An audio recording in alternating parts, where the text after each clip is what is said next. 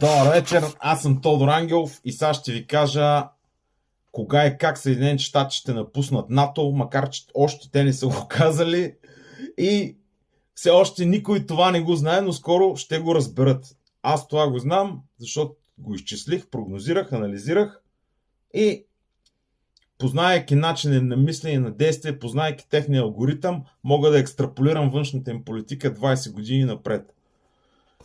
Ако си спомняте, преди 2 години бях ви говорил за така наречения алианс AUKUS. Това е алианса Австралия, Британия, Съединените щати. Още тогава ви казах, че това е предварителна заготовка за напускане на НАТО.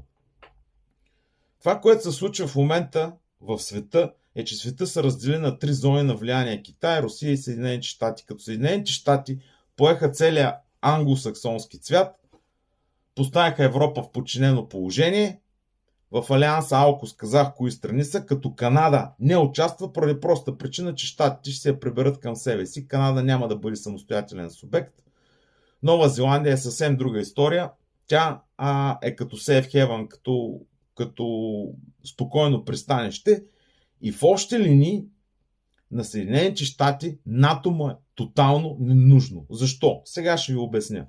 Първо, Съединените щати плащат основната издръжка на НАТО.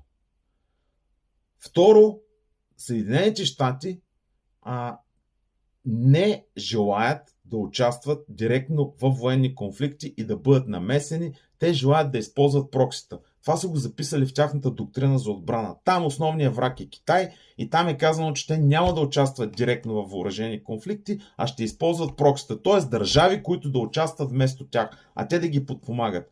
Докато НАТО за тях е огромен риск да ги въвлече в някакъв конфликт, в който те не желаят да бъдат въвлечени. Тоест, това е една тежка, тромава структура, която на всичкото отгоре понякога си има собствено мнение и е много трудна за управление. И на трето място, на Съединените щати, Европа не им е нужна по никакъв начин. Поради простата причина, че тя вече е опоскана, изцедена, използвана.